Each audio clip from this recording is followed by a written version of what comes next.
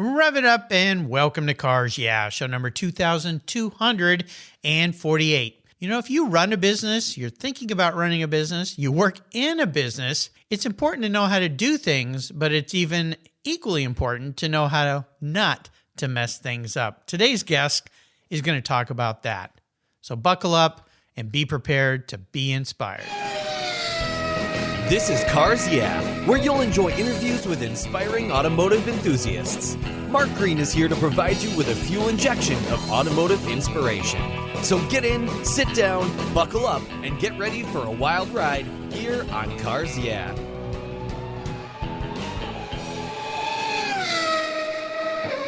Hello, inspiring automotive enthusiasts, and welcome to Cars Yeah. Today I'm at Moose Lodge. We might talk about that a little bit in our talk with a very special guest by the name of Tom Nault. Tom, welcome back to Cars Yeah, because you are a very early guest here. Do you have any gear, and are you ready to release the clutch?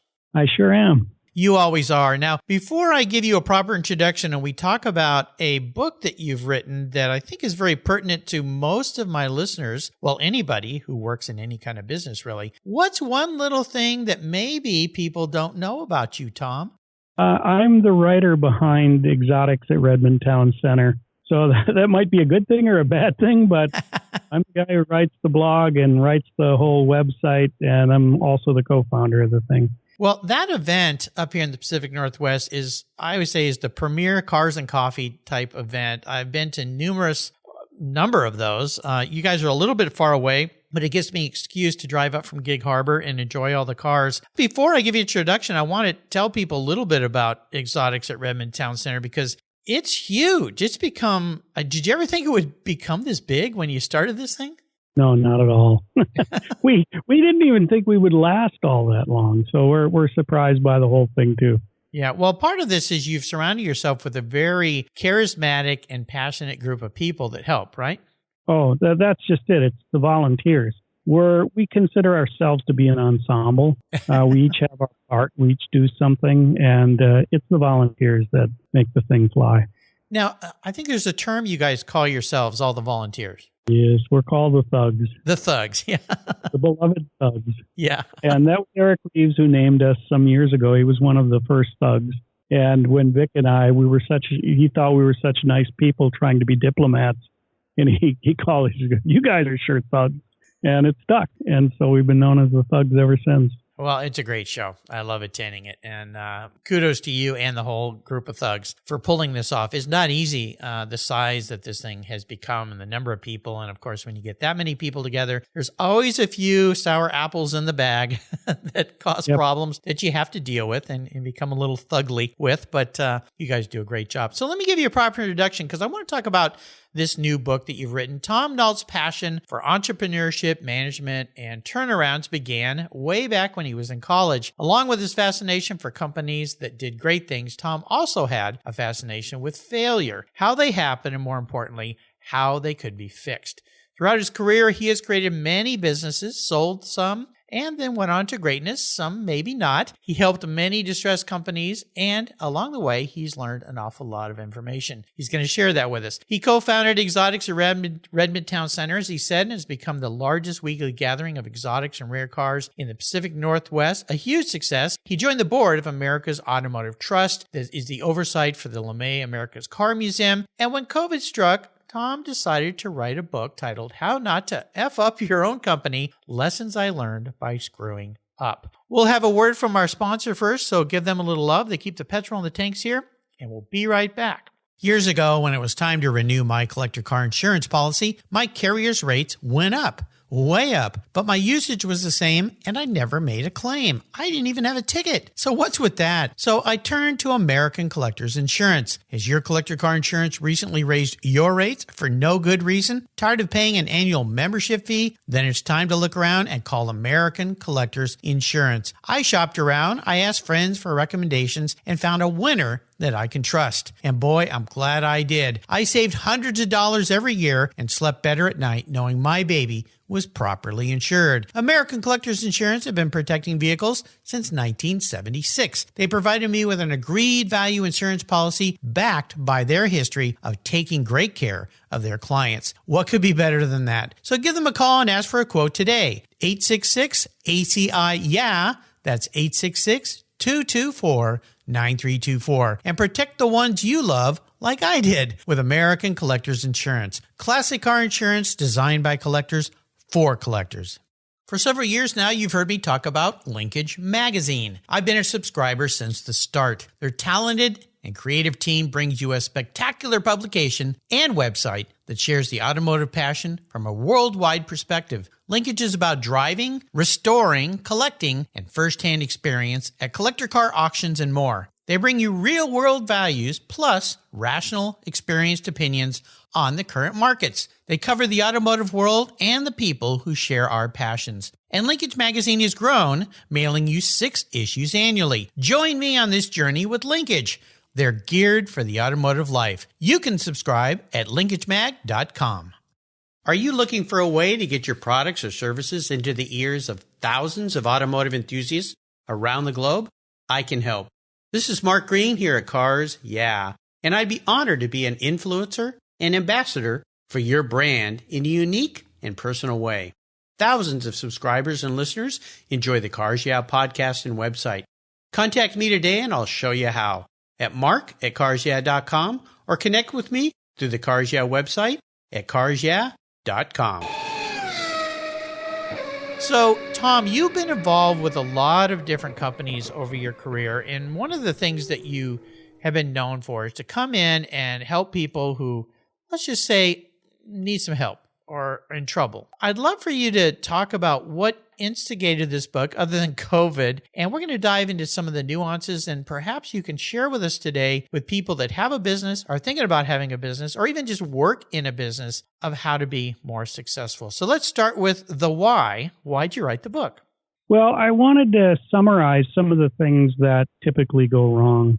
Often when I meet a CEO, the company is already in some sense of turmoil. I had one CEO once who had most of his employees walk out on him, and that's when I got the call.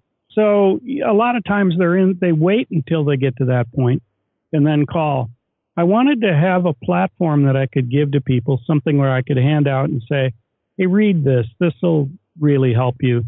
And then pick up the conversation from there as they see themselves in the book.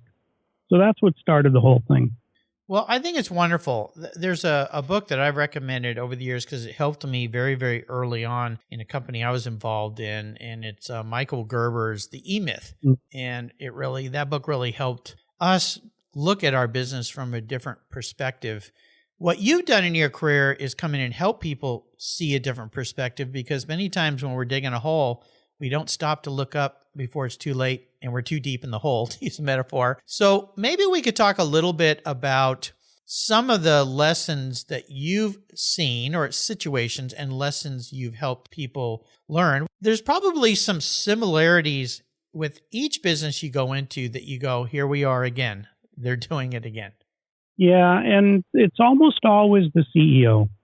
It's rarely the employees, but again, the CEO hired the employees and sort of started the culture ball rolling downhill.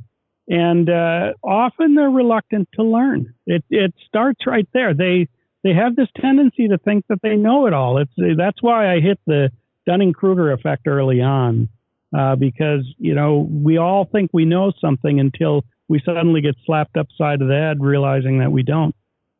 I'm shaking my head up and down. Yes, absolutely, 100%. When you look at very successful business people, and I'll pick two in the automotive sector, Roger Penske, Elon Musk. Now, they're both very different characters, and there may be things about each that some people don't like, but you can't deny that they've been successful with what they're doing. And one of the things that I've seen in reading about both those gentlemen is they surround themselves with the best people they can afford, and more importantly, they give some direction, but then they get out of the way and let that person do their job. Is that a little bit what we're talking about here?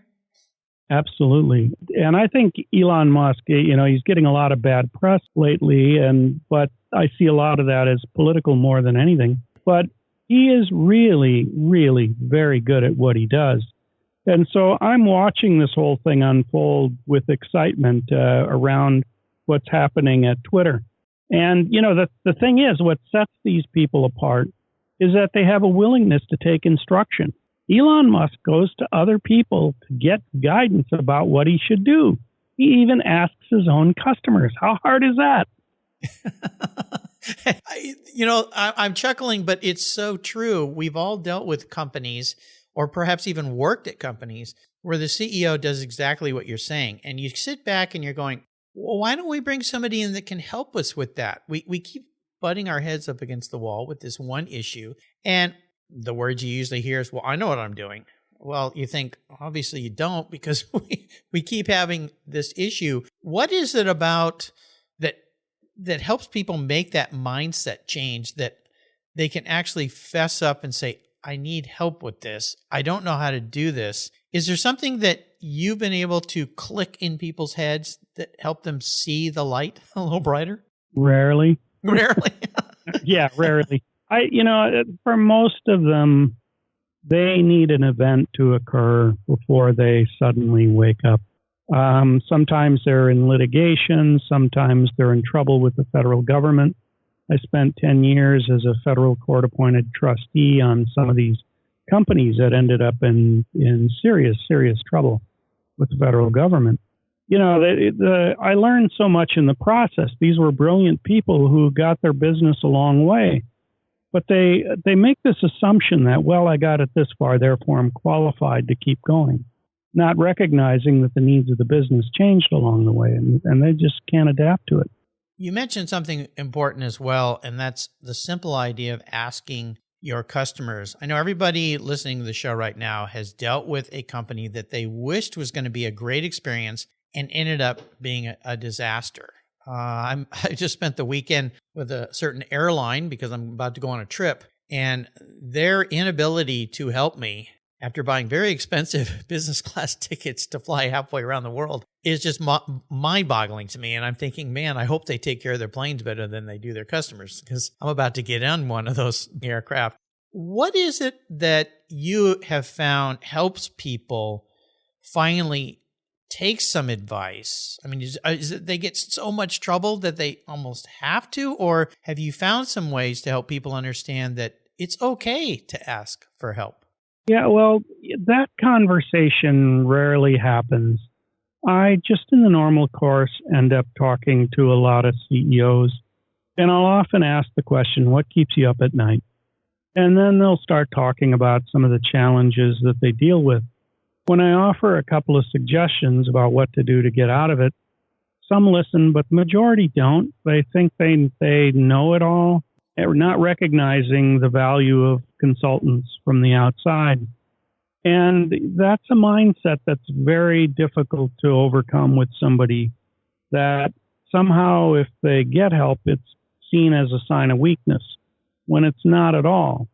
The better companies have good consultants, and they keep those consultants.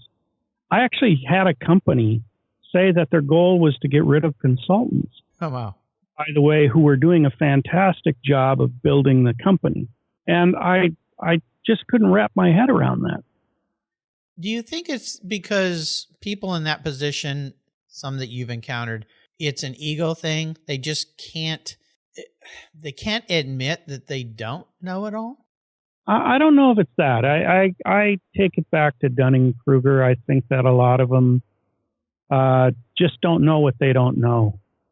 And so they wouldn't know how to even ask or have the conversation, because they don't know what alternatives exist to what they're already doing.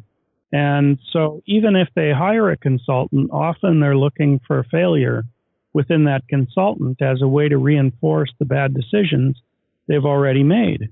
People have a tendency to prove themselves right. They want to be right. So even if they believe that failure is imminent, they'll prove themselves right on that accord. And so it's an odd thing. And so getting them to see things a little differently is really the first initial challenge before you even get to work. Yeah, looking deep into the mirror. Well, let's talk about maybe some aspects or parts of this book, chapters, if you will, that you bring forth. We don't want to give away the whole story because I want to sell you some books here. I think this is a wonderful book for not only large company CEOs, but small company independents, because I interview so many people on the show that have small shops. And one of the things they complain about is they get to a point where they don't know what they don't know. And they're trying to figure out how to get past that point. The ones that succeed do what you're suggesting. They bring in help. The ones that don't are stuck in that treadmill. They don't understand why they're working 7 days a week, 12 hours a day, and they can't get their head above water. So what are some of the chapters or aspects of the book? Walk us through some of those. Well, I cover just a whole range of stuff. I cover some of the syndromes that occur where there's stuff going on within the company, such things such as gaslighting of employees, or culture breakdowns within the organization, or hiring weak players in the organization that can't grow with the business. I talk about hiring up, where you hire above the position that you're hiring for, and so that that person has the ability to move in the organization. It's a key way in which I interview people when I'm trying to build an organization. But a lot of it is how the foundational elements are already set by the CEO, and trying to get them to recognize that they built that crappy foundation. And to change that foundation, they've got to get down to some fundamentals. And so the book talks about some of those things, about the importance of great people and paying them well. You know, a lot of people go, oh, well, that cuts into profitability. It cuts into your growth to not have them, you know. So, but getting people to kind of understand that is a challenge. They don't recognize that investment in their people going forward. Now, you and I are the same age, and we've known each other for a long time. We've been friends for a long time, and I've always admired you. And I wanted to see, when you think about companies and that you've seen be successful, and I'll back up a little bit here because I like the subtitle to your book, Lessons I Learned by Screwing Up. Maybe we go there for a brief moment so that there's some credibility here. Not that I think you need it, but for people listening going, well, how does this guy know? Can you share maybe a couple, and we'll twist them into what I call inspirational stories, because inspirational stories are ones of success, of course. Are there some things that you did along the way that maybe you were able to self-identify and change in yourself, that, as we talk about people that can't do that really helped you see the light? Yeah, there's a combination of things. That's really, there's two parts to that. One was that, my screw-ups. One of the first things I did in a venture-funded startup that I did was I brought in friends. Big mistake. I thought it'd be fun to work with my friends. And that was a disaster. I was going based on friendship rather than top talent. One of the biggest mistakes I ever made, and it made the whole company difficult to actually build momentum. I was lucky to be able to sell to one of the VCs and get out. But that's one thing. But the other thing is, as I say, taking instruction from others. I had an amazing mentor, a guy named Mike Kistler, who's a doctor. Mike he's not just a medical doctor, he also has an MBA and a master's in engineering. He's 20 years older than me. He was one of my first investors, and we're still friends to this day. And I just saw him not that long ago. Really a remarkable guy, now lives in Colorado. And he's just, he was always there. You know, he was one of those guys who I could bounce ideas off of him and I would get good guidance, and I followed it. That's part of why I've been successful when I have been, is because I take the advice and run with it. So it's not all my ideas. I learn from other people. Well, I always say this, mom was always right. Moms are usually telling us when we're kids, surround yourself with the right people. Hang out with winners, you'll be a winner. Hang out with losers, you'll be a loser. And there's great quotes about we are the culmination of the top 5 people we spend most of our time with. Even goes to spouses. I married a woman who's far smarter than me. She keeps me on my toes, keeps me straight and honest, and helps me realize when I need to seek help. Like this weekend when I was having some IT troubles and I was pounding my head on my keyboard. Well, maybe you should call somebody and get a little help here. It's like, of course, that's what I should do. So, when you talk about challenges, and your book is all about challenges and of overcoming challenges, is there a big challenge? You mentioned one, the mistake of hiring friends, but is there a big challenge that you faced in one of your ventures that at the time was just terrible and miserable, but when you look back, you appreciate the fact you got to go through it because it taught you some things you probably shared in the book? Yeah, I think the acquisition of Open Interface North America, this was one of the early Bluetooth software companies, the Protocol Stack, which is the basic software that makes Bluetooth work. And I was originally working with the company as a potential client and trading advice. They were helping me. And I fell in love with this engineering team. They were brilliant, just absolutely brilliant. So on a trip to Japan, they were a Japanese-owned company. I had an opportunity to buy the company. It came up. I bought the company from the time I found out it was for sale to the time that I had a signed deal with the board. It was 4 hours and 20 minutes, and I was back in my hotel room. That's how quickly the deal. Wow. Yeah. Wow. Yeah. But what I was betting on was the engineering team. The company was not in great shape. And it was a lot of raising small amounts of money to get the thing turned around. We ultimately sold it to Qualcomm at the end of 2007 for a significant gain. It is the software, the Bluetooth software on your iPhone. You can go and look at the licensing page, and you'll see our name on the phone on the licensing page. Oh, cool. And yeah, that was an amazing experience. Wonderful people to work with. The engineering team, led by Greg Burns, Greg is a genius by himself and knew how to run a team extremely well. And I was betting on them. Wow, bravo. Nice the way that turned out. If there's one or two key points that people will take away from your book, what are they? Get guidance from other people. I think that that's of critical importance. Also think about where you want to go, but think it through. One of the things that people do that I think stops them is they don't think big enough, and they have this notion in their head that, well, if the business gets bigger, it'll get more complicated. And that doesn't have to be the case at all. There are marvelous companies that run extremely well and have a reasonably small number of people managing, and they work like a Swiss watch. They just hired the right people in the right roles. They're doing fine.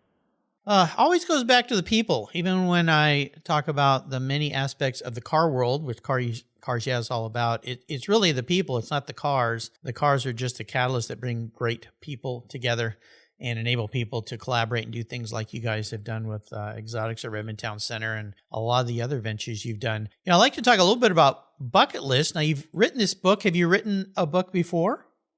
No, I'm big on Quora. So when I say big on Quora, I do a lot of writing on Quora. I've answered 1,800 questions, most of which are business related. In the last 6 months, a lot of them are automotive industry related. And that has led to a substantial following, 150-some thousand followers, and lots of views, 14 million plus views. And so that's been, and then on the digest, I've been picked up on the digest over 500 times to 64 million views. And so it's, that's what started my idea about writing the book. I thought, well, if I'm doing this much writing, why not summarize all of this stuff into a book and crank something out, especially while I was in lockdown. So that's when I started, but I had some false starts as I was going through this big move to Moose Lodge here in Missouri. Let's talk a little bit about Moose Lodge, if that's okay with you. Sure. Having known you as a Pacific Northwest guy, you lived here for a long time. You've now migrated east to Moose Lodge, and I've learned some things about this spectacular home you found in the woods as a little hideaway, if you will. But nowadays, none of us are really hidden away. We can still reach out via the internet and all the different ways that we can reach people. Moose Lodge, what's it all about? Well, when you say hiding away, I got to make a little side story here. Yes. I am on average distance closer to about 99% of all people in the United States than anyone else. So how did I get here? Yeah. So the Census Bureau always keeps a center point of where the average distance is from everybody else. And that average distance is just 43 miles from here. Wow. So I'm closer to everybody than I ever was. Isn't that interesting? Yeah, but you're in a beautiful little spot that's spectacular. Yeah. So I'd sold my house in Kirkland, Washington, bought an Airstream Interstate Sprinter van, and started off with my dog trying to figure out where I wanted to live next. I traveled all over the Midwest, which is where my siblings are, and I grew up in Oshkosh, Wisconsin, home of the EAA. And as I was looking around at houses, going on Zillow every night, and I think I looked at over 10,000 houses online, oh my God, and about 50 in person, but drove 13,000 miles and came across this house. And the house was designed by Tom Jowett, who was the Senior VP of Architecture at Bass Pro, designed Big Cedar Lodge and most of the Bass Pro shops. And this house had just all of the cool stuff in it. And I fell in love with it the second I walked in the door. I said, here I am. This is it. Yeah. This is the house I want. Well, another testament to patience, persistence, tenacity, and I think more importantly, you implied this earlier, is knowing what you want. And for you to be closer to siblings, be a point in your life where you can take the time and go out and discover what might be best for you versus rushing into something, and look where you ended up. What is the best place for people to go and find your book? Again, the title is How Not to F Up Your Own Company, Lessons I Learned by Screwing Up by Tom Nault. Yeah, you can find it on Apple Books. That's the best place to find it. You can go to my website, tomnault.com, or middlerock.com, which is where my partners and I all work. And so you can find it there. You can also find me on Quora, and I'm also on Substack. You can look through all of those places under my name, and you can find me there. Absolutely. I encourage you listeners, if you have a business, you run a business, check all these out. I'll put all these links onto Tom's show notes page. And for you listeners that have been around for a long time here at Cars Yeah, Tom was a very early guest. He took a chance and gave me a chance when I was starting out on this silly, what I thought at the time was kind of a silly, fun thing. It ended up being long-winded. I've talked to a lot of people since the first time you were on this show, which is pretty cool. Well, we've got to talk about cars a little bit here, Tom, because you are a diehard car guy. Starting Exotics at Redmond Town Center is a little example of that, but you've had some very cool cars. Is there one car, when you look back at all the great cars you've had or fun cars you've had, that stands out as a special vehicle for you? I had 4 Lexus LX 570s in a row. Wow. Because they've my lifestyle driving those cars a lot. And I went all over the place with them. Yeah, I've had 2 Lamborghinis. I had a Rolls-Royce Phantom. And, I had an i8. So I've had kind of a range of cars. The thing I'm enjoying right now is the Airstream Interstate 24 GT van.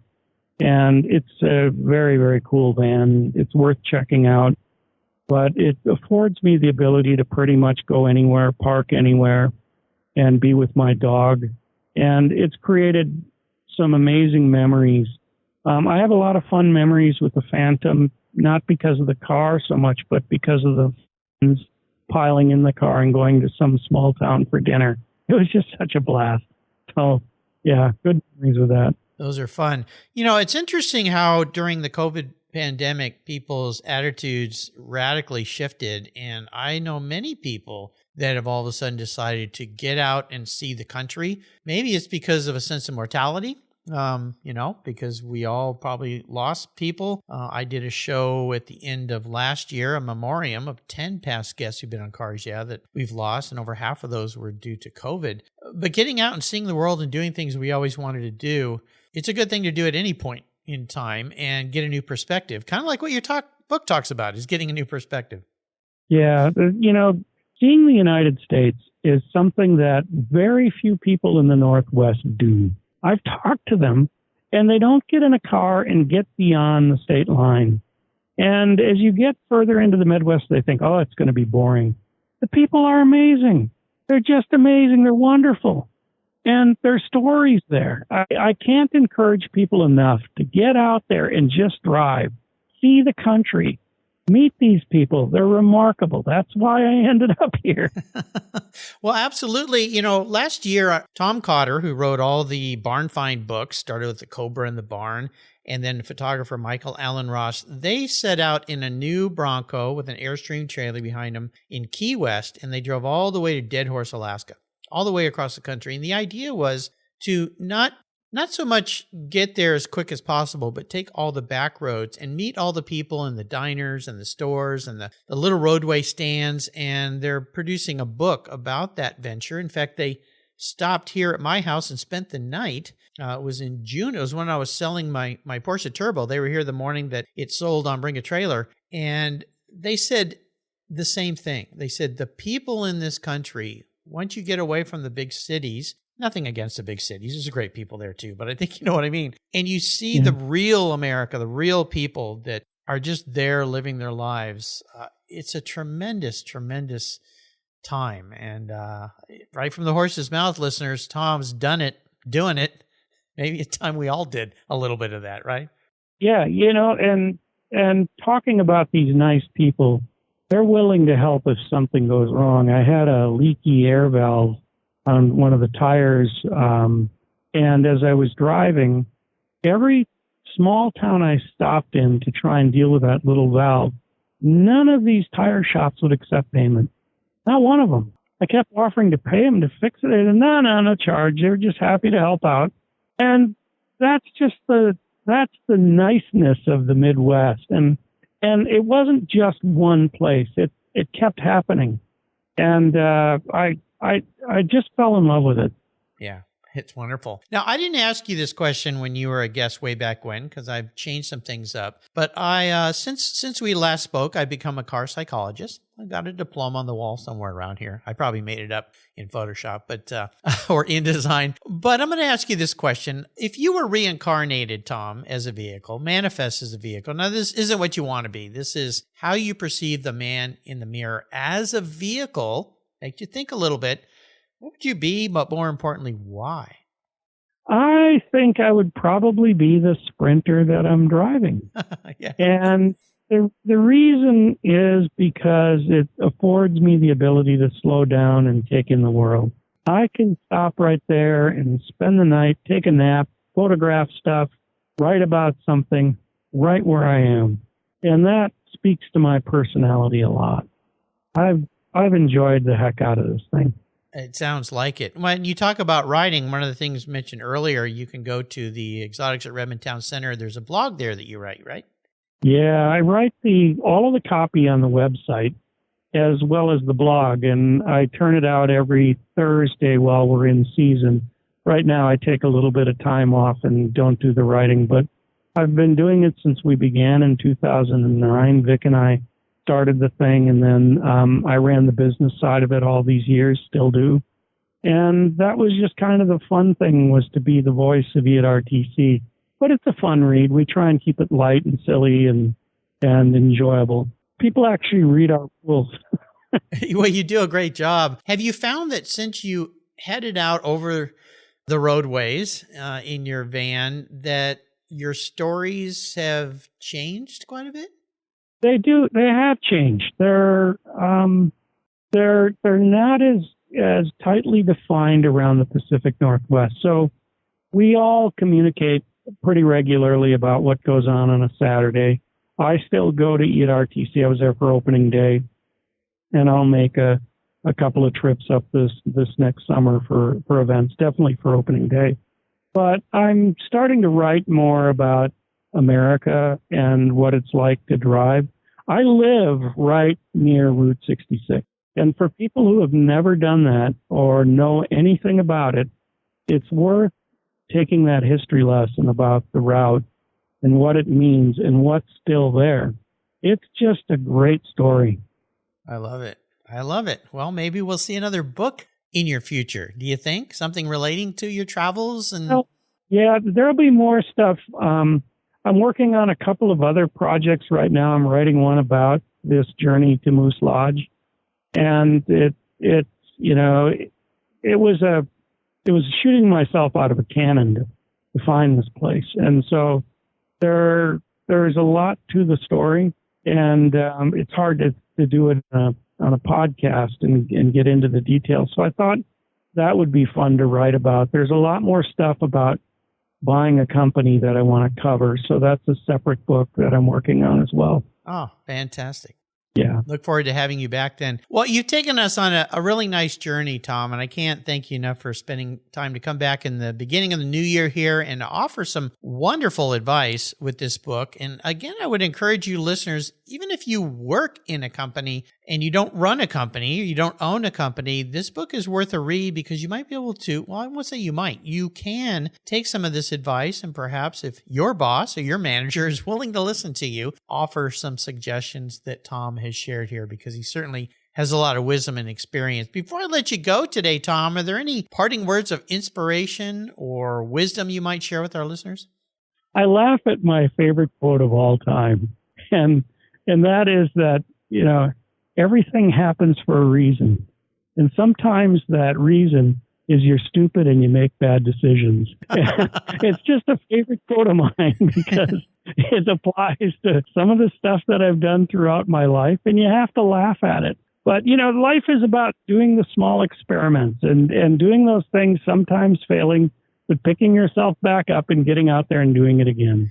And you do that enough, you're going to success.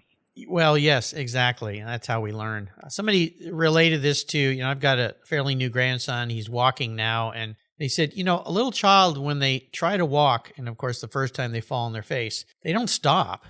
It might hurt a little bit, but they get up and they keep trying. It's the same with holding a fork and eating. They don't give up. Otherwise, they lay on the ground and starve to death. So, yeah, everything's hard for you, right? Yes. Yeah. Absolutely. Tom, thank you so much for coming back and visiting here from Moose Lodge. I got to get out there and visit you sometime in that place. It sounds delightful. Yeah. You're driving Route 6. This is a place to stop. It sounds like it. Yeah. And Mark, I'm so thrilled for you too, because I've watched you start this thing. And, I hope you come and do this live at EAT-RTC one of these days. I think it would be a lot of fun.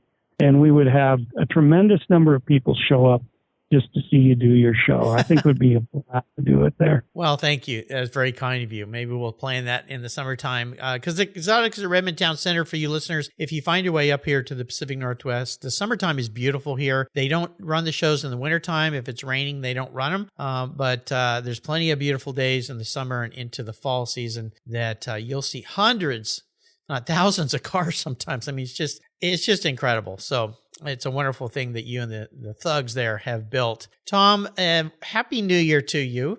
And thank you for sharing more of your wisdom with me today. And more importantly, with the Cars Yeah listeners. I'll put links to how you get the books, how you follow Tom on his show notes page. Until you and I talk again, my friend, I'll see you hopefully at the Moose Lodge.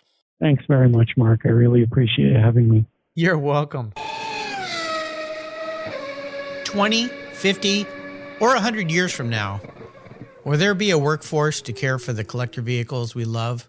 With auto shop programs disappearing across the country, it's a question we enthusiasts have to ask. That's why I support the RPM Foundation, which exists to ensure that the critical skills necessary to preserve and restore these vehicles aren't lost to time. One of the many ways RPM, which is short for Restoration, Preservation, and Mentorship, is accomplishing this goal is through workforce development initiatives. The RPM Apprenticeship Program enables the next generation of artisans to earn a living while they learn the craft of restoring and preserving these vehicles directly from industry professionals. The Endangered Skills Program documents the process of masters training future craftspeople on a variety of critical skills in danger of being lost forever. For more information on how the RPM Foundation is driving the future of the collector vehicle skills trade, visit RPM Foundation today. They're one of the charities of choice here on Cars Yeah. Thank you so much for joining us on today's ride here at Cars Yeah. Drive on over to carsyeah.com to find show notes and inspiring automotive fun. Download your free copy of Filler Up, a fun book filled with gorgeous photographs of fuel filler fun, including quotes from more inspiring automotive enthusiasts. Download your copy today, and we'll see you next time on Cars Yeah!